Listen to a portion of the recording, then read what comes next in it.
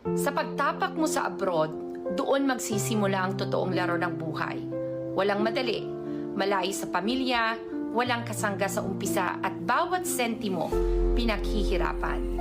Dito mo mararanasan ang gutom, hindi lang sa pagkain, kundi sa tagumpay, sa kapayapaan,